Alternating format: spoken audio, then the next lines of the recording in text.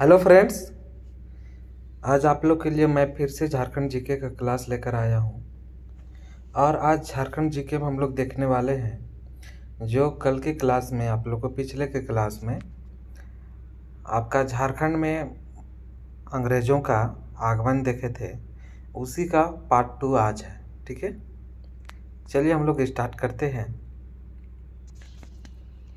तो बता दें इसमें आप लोग को कि जो इम्पोर्टेंट होगा एग्ज़ाम का दृष्टि से उसे टिक करेंगे, आप लोग नोट भी कर लीजिएगा। ठीक है, चलिए देखिए इसमें क्या है कि आज की क्लास में कि दो देशी रियायतें। ठीक है, जब दो देशी रियायतें की बात होती है तो उसमें आपका सरायकेला एवं खरसावां की बात होगी। ठीक है, मतलब ये दोनों आपका आता है सरायकेला खरसावां। अब देखिए इसके अंतर्गत क्या बातें होती हैं। कहता है कि ब्रिटिश ईस्ट इंडिया कंपनी ने अपने अथक प्रयास से, ठीक है, सिंहभूम के अधिकांश भागों पर अपना नियंत्रण स्थापित कर लिया। ठीक है, जैसा हम लोग जानते हैं कि ईस्ट इंडिया कंपनी जो है अंग्रेज का था। ठीक है, और ये सिंहभूम, ठीक है, सिंहभूम जैसे क्षेत्र में आधा से अधिक भागों में अपना नियंत्रण पा लेते हैं। ठीक है, मतलब वो क्षेत्र उनके कब्जे में आ जाते हैं, किंतु उसी क्षेत्र के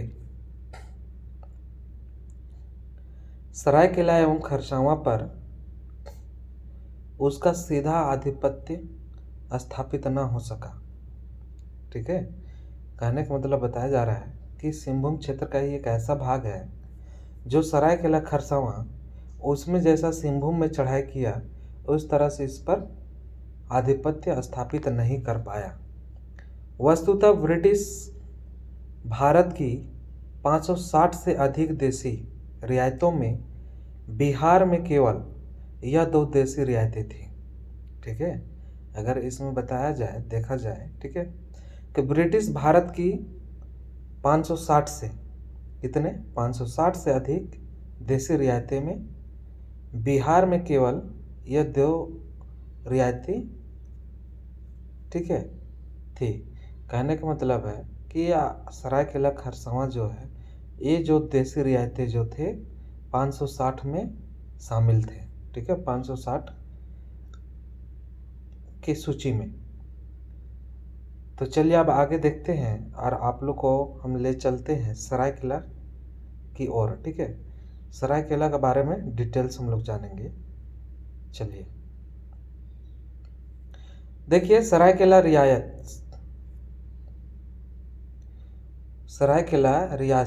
रियासत क्या कहता है कि स्थापना, इसका स्थापना कौन किया? विक्रम सिंह।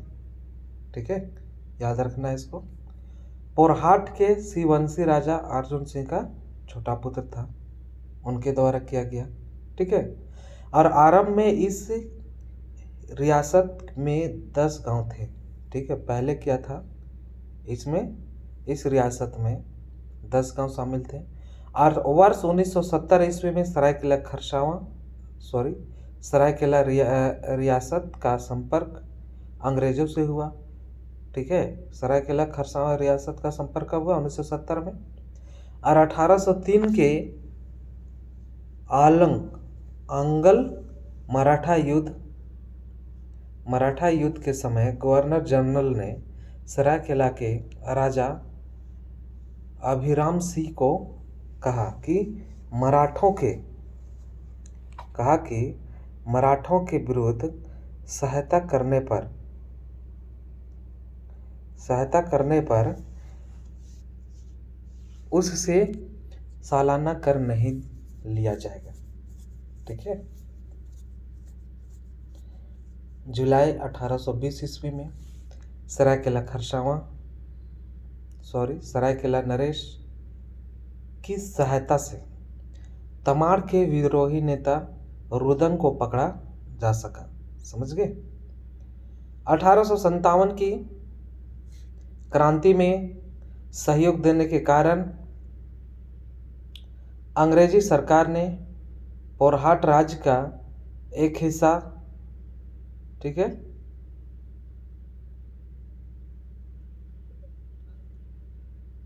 सरायकेला नरेश को दिया। ठीक है।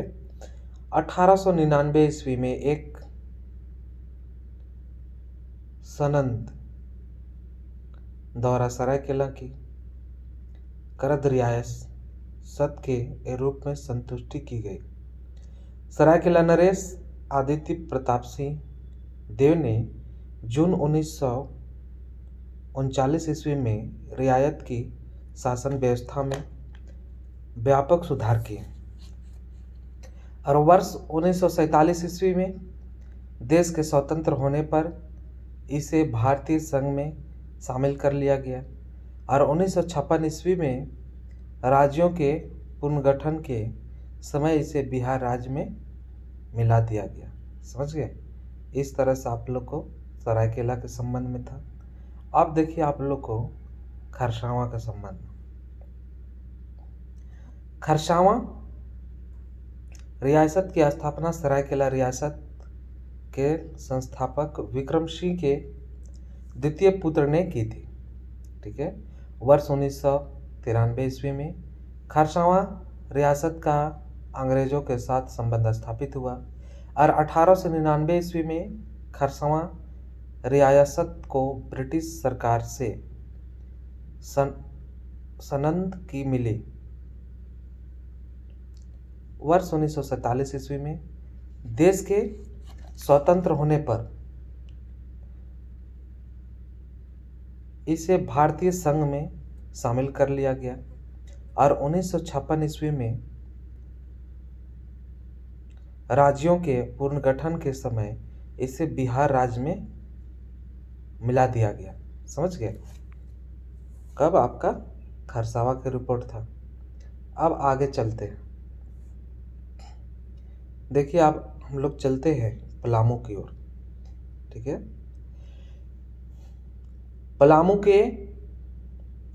पलामू में फैली राजनीतिक अराजकता ने अंग्रेजों के पलामू प्रवेश का मार्ग प्रशस्त किया। पलामू के शासक जय कृष्ण राय, ठीक है, के इशारे पर रंका के ठकुराई सैनाथ सिंह की हत्या कर दी गई। ठीक है। और इसका बदला लेने के लिए सैनाथ सिंह के भतीजे जयनाथ सिंह ने चित्रजीत राय से हाथ मिला लिया और 1770 ईस्वी में सतबरवा के निकट चेतमा की लड़ाई में जय कृष्ण राय को हराकर मार डाला एवं पलामू के किला पर अधिकार कर लिया। जयनाथ सिंह ने चित्रजीत राय को पलामू का राजा बनाया और खुद उसका दीवान बन बैठा। समझ गए।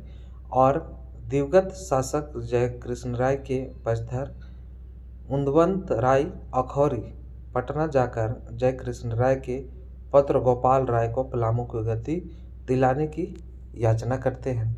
ठीक है। और देखिए कि कंपनी ने गोपाल राय का समर्थन करने का निश्चय करता है। समझ गए। और कंपनी का मुख्य उद्देश्य था पलामू किला पर कब्जा करना। समझ गए। कंपनी के दूत गुलाम हुसैन खां की जयनाथ सिंह से 9 जनवरी 1771 ईस्वी को भेंट हुई और भेंट होने पर गुलाम हुसैन खां ने उसे पटना काउंसिल का लिखित पत्र दिया और कहा कि वह शांतिपूर्ण पलामू किला कंपनी के हवाले कर दे।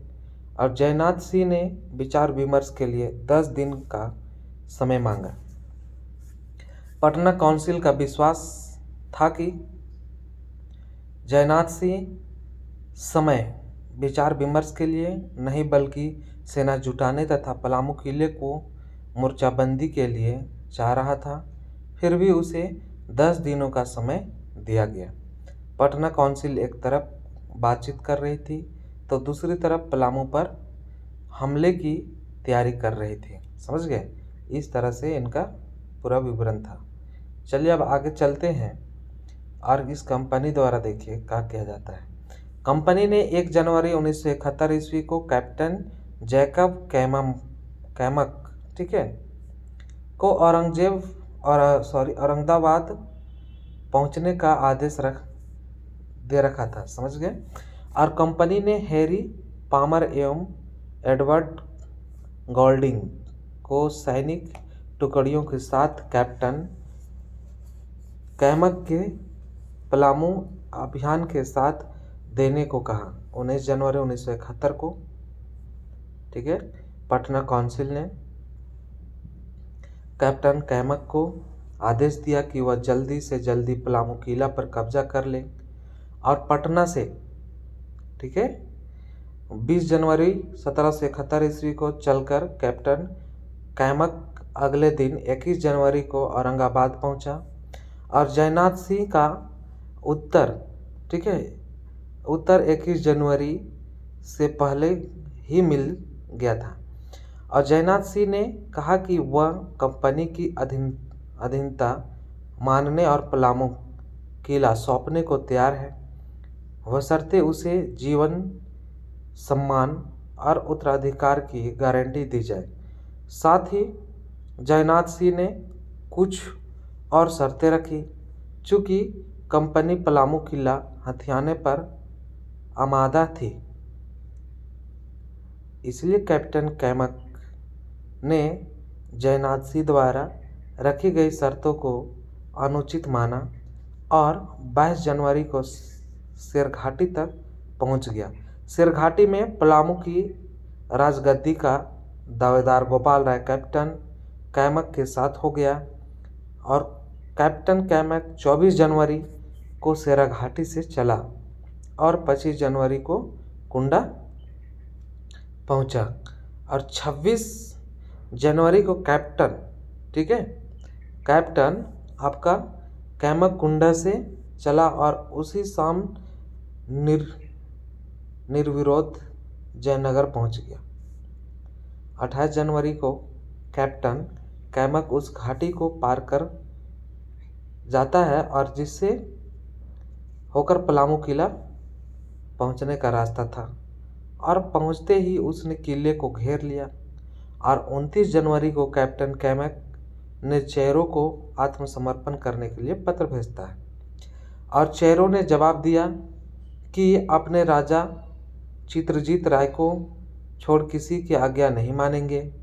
और कुछ दिन बाद चेरो ने पानी की कमी के कारण नए किले का परित्याग कर पुराने किले में शरण ली और कैप्टन कैमक ने नया किला पर कब्जा कर लिया और नया किला से वह पुराने किले को आसानी से देख सकता था और रणनीति बना सकता था। और कैप्टन कैमक को बस भारी तोप के पहुंचने, ठीक है, भारी तोप के पहुंचने की प्रतीक्षा थी। अब भारी तोप के पहुंचते ही कैप्टन कैमक ने पुराने किले पर आक्रमण की अंतिम तिथि 12 मार्च को शुरू कर दी। 19 मार्च को कैप्टन कैमक दल बल के साथ पुराने किले के निकट पहुंच गया और किले की दीवार एक जगह पतली और कमज़ोर थी। इस कमज़ोर भाग पर, ठीक है, कहता है कि इस कमज़ोर भाग पर कैप्टन कैमक ने बड़ी तोप से गोली बारी की, ठीक है। और बता दें कि 20 मार्च की रात में यह भाग टूट गया और कैप्टन कैमक की फौज ध्वस्त भाग तथा नागपुर द्वार की ओर बढ़ी और चेरो के आक्रमणकारियों को रोकने का प्रयास किया और विफल रहने पर औरंगा नदी के पार भाग गए, ठीक है। और इसके बावजूद किले के रक्षक 21 मार्च 4 बजे दिन तक अंग्रेज़ों का विरोध करते रहे और अंततः आत्मसमर्पण कर दिया और चेरो राजा चित्रजीत राय, दीवान जयनाथ सिंह रामगढ़ भाग गए, समझ गए। और पलामू किला के पतन के बाद कैप्टन कैमक ने वहाँ प्रशासनिक व्यवस्था स्थापित की और कैप्टन कैमक की सफलता पर पटना काउंसिल को बहुत प्रसन्नता हुई और उन सभी लोगों को पुरस्कृत किया गया और जिन्होंने पलामू अभियान में कैप्टन कैमेक की सहायता की थी। इनमें प्रमुख थे पलामू के जय मंगला सिंह, कुंडा के धीरज नारायण एवं श्री कुटुम्बा के नारायण सिंह। 9 अप्रैल 1971 ईस्वी को पलामू को गोपाल राय की देखरेख में रख दिया गया। 1 जुलाई 1971 ईस्वी को गोपाल राय को पलामू का राजा घोषित कर दिया गया। ठीक है, और पलामू को सालाना कर आपका 4,000 रुपये तय किया गया। और इस प्रकार जुलाई 1771 में, ठीक है, के मध्य तक प्राय समस्त पलामू कंपनी का अधिकार हो जाता है और नागपुर और सरगुजा के, ठीक है, आक्रमण करने वाले मराठों के विरुद्ध अब पलामू का एक रक्षा पंक्ति के रूप में उपयोग किया जा सकता था। ठीक है, साथ ही आसपास के विद्रोही जमींदार पलामू में शरण नहीं ले सकते थे। समझ गए? इस तरह से हम लोग देखे पलामू। समझ गए? आप देखने वाले छोटा नागपुर खास। समझ गए? छोटा नागपुर खास। अब इसमें देखिए क्या होता है छोटा नागपुर खास में। पलामू की तुलना में छोटा नागपुर खास क्षेत्र में अंग्रेजों का प्रवेश आसानी से हो गया, क्योंकि छोटा नागपुर खास के नागवंशी राजा दर्पनाथ शाह ने इसके लिए खुद पहल की थी। और इस पहल के पीछे 3 मुख्य कारण थे। एक दर्पनाथ शाह के राज्य के दक्षिणी भाग में लड़ाका कोलों के, ठीक है, उपद्रव मचा रखा था। और दूसरे आपका नागवंशी राज्य को सालाना कर रामगढ़ के राजा के मार्फत देना पड़ता था और रामगढ़ नरेश मुकुंद सिंह बकाया कर की असूले के नाम पर नागवंशी इलाकों पर जब तक हमला करता रहता था। तीसरे नागवंशी राजा दर्पनाथ शाह पलामू के चेरों के खिलाफ अंग्रेजों की सफलता से प्रभावित था। अतः दर्पनाथ शाह के पलामू किले के पतन के बाद 1771 में स्वयं सतबरवा जाकर कैप्टन जैविक कैमेक से मिला और उनसे कंपनी सरकार की अधीनता स्वीकार कर ली और 12,000 रुपये सालाना कर देने का स्वीकार किया। और समझौते की पुष्टि के रूप में कैप्टन कैमेक ने अपनी टोपी दर्पनाथ शाह की पगड़ी से बदली। ठीक है, और बता दें कि आपका कैप्टन कैमेक की टोपी साधारण थी, जबकि नागवंशी परंपरा के अनुसार दर्पनाथ शाह की पगड़ी हीरो जड़ित थी, मतलब उस पगड़ी में हीरा लगा हुआ था। और वास्तव में लालची कैप्टन कैमेक ने टोपी की अदला बदली के नाम पर दर्पनाथ शाह को ठगा। ठीक है, अब कैप्टन कैमेक की संतुति पर पटना काउंसिलिंग के छोटा नागपुर खास को सालाना कर रामगढ़ राजा के मार्फत के स्थान पर सीधा कंपनी को देने की छूट दी। अब इस तरह से हम लोग छोटा नागपुर खास को भी देख लिए। अब हम लोग हजारीबाग का कुछ पार्ट देखने वाले हैं। ठीक है, हजारीबाग की बात आता है तो देखिए हजारीबाग क्षेत्र में स्थित राज्यों जैसे कुंडा, खड़गडिहा, 6 केंद्रीय एवं आपका रामगढ़, ठीक है, केंद्रीय एवं रामगढ़, ठीक है, में से कंपनी सरकार को सबसे अधिक विरोध का सामना करना आपका रामगढ़ राज की ओर करना पड़ा। समझ गए? रामगढ़ का राजा कौन थे? मुकुंद सिंह शुरू से अंत तक अंग्रेजों का विरोध करता रहा और रामगढ़ नरेश मुकुंद सिंह अंग्रेज विरोधी गतिविधियों में, है ना, संलिप्त था और अंग्रेजों के पलामू अभियान के समय उसने पलामू नरेश की खुलेआम सहायता की थी और उसने कंपनी सरकार के एक दूत की हत्या कर दी थी। उसने अंग्रेज विरोधी लॉ नामक एक फ्रांसीसी को अपने राज्य से होकर पार होने दिया था और इसके अलावा मुकुंद सिंह की फौज सीमावर्ती परगनों पर अवसर, समझ गए, आपका अक्सर हमले करती रहती थी, समझ गए। अब देखिए आगे कि मुकुंद सिंह के अंग्रेज विरोधी हरकतों से परेशान होकर आपका कंपनी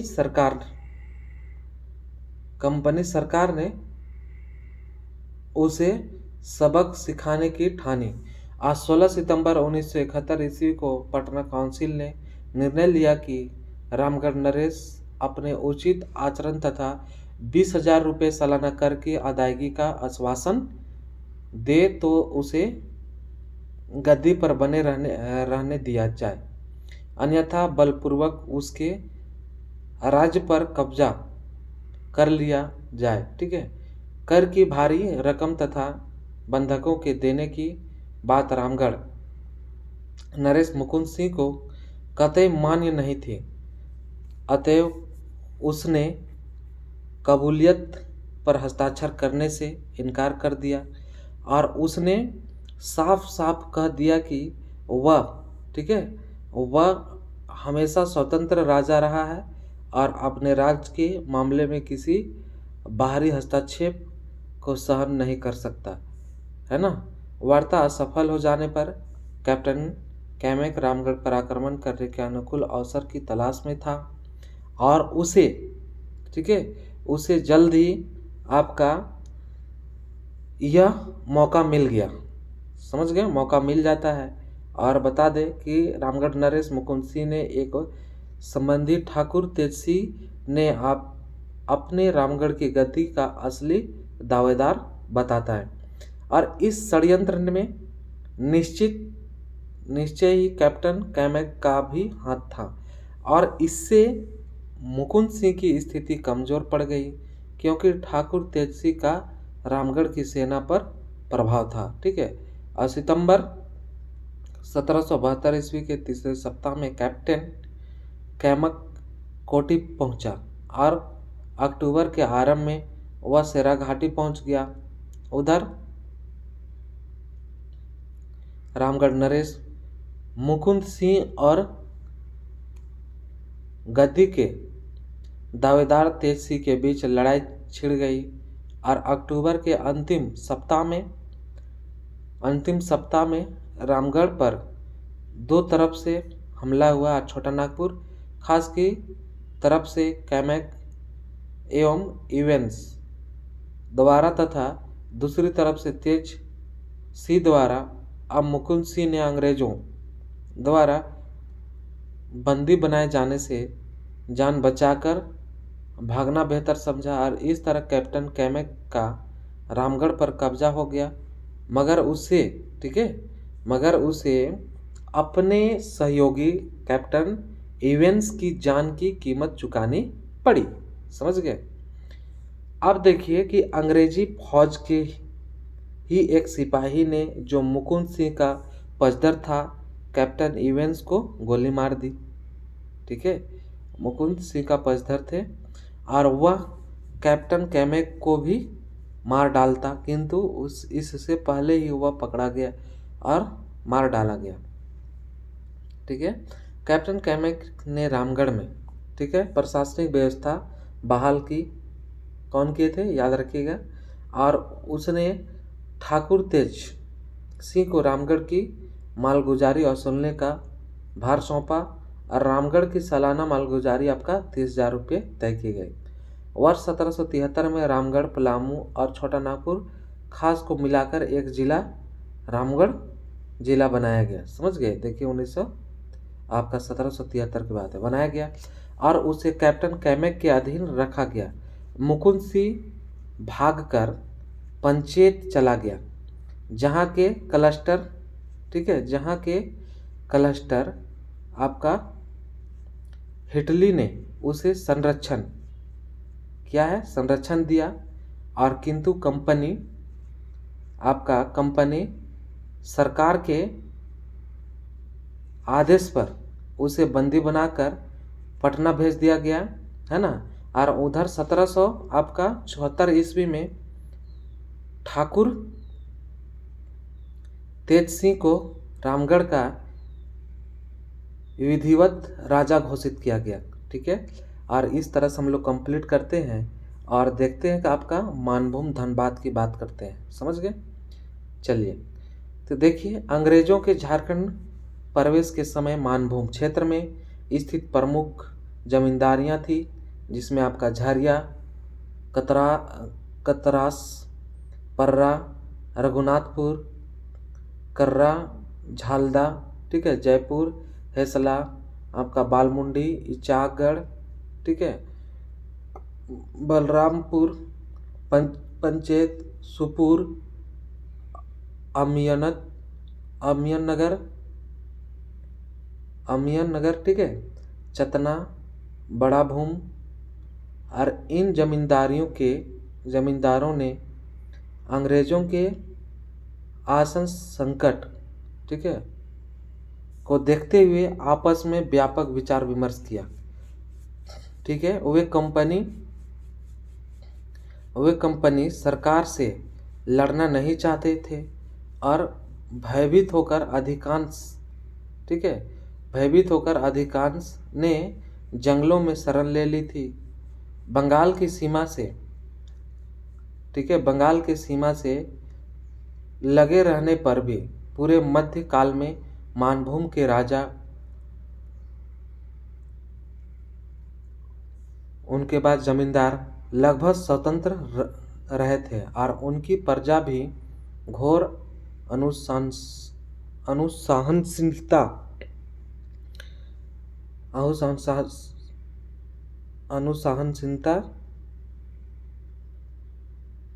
का जीवन, ठीक है, बिता रही थी और लुटेरों और चुहाड़ों के कारण सर्वक और सुरक्षा की स्थिति बनी रहती थी।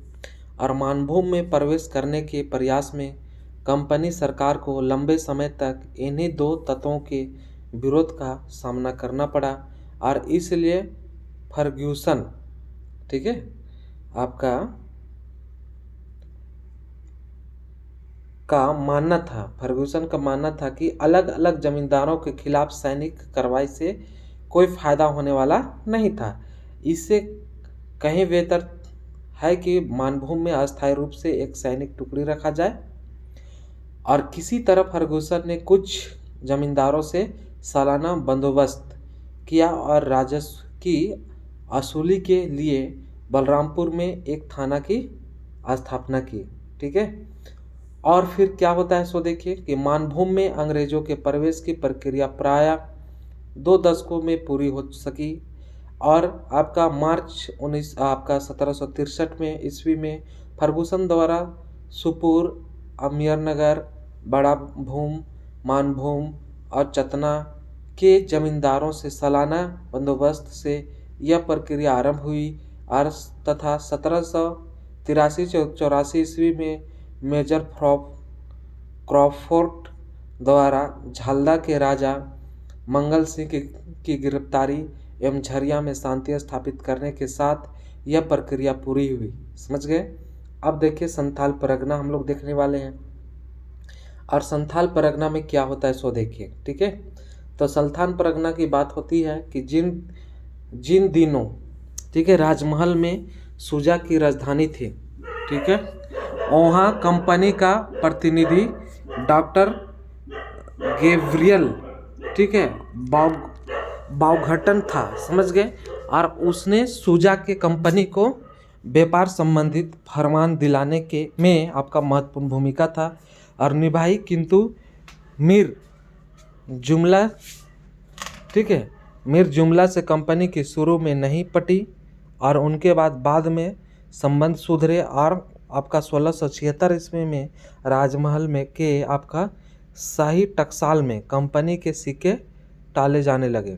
ठीक है, क्या होता, उसमें ढलाई का काम होने लगा और 1681 ईस्वी में यह काम रॉबर्ट, ठीक है, रॉबर्ट हेस द्वारा कराया जाने लगा और 1702 ईस्वी में संबंध पुनः बिगड़ने और मुगल बादशाह और औरंगजेब के आदेश से राजमहल स्थित कंपनी के अधिकारी बंदी बना लिए गए और 1708 ईस्वी में अजीम उस शान एवं दीवान मुर्शिद कुली खां तथा कंपनी के बीच, ठीक है, तनातनी बढ़ी। और किंतु 1710 ईस्वी में संबंधों में थोड़ा सुधार हुआ।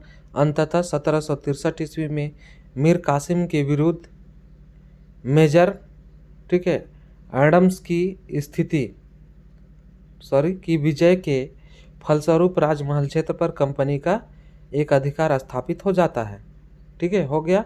और समझ गए, समग्र ईस्ट इंडिया कंपनी को झारखंड में प्रवेश करने में प्रायः 7 दशकों का समय लगा। और यह सही है कि सिंहभूम के कोल्हान क्षेत्र को छोड़कर शेष झारखंड पर कंपनी का अधिकार 45 वर्षों के भीतर ही हो गया। समझ गए, कितना आपका 45 साल में ही लग गया।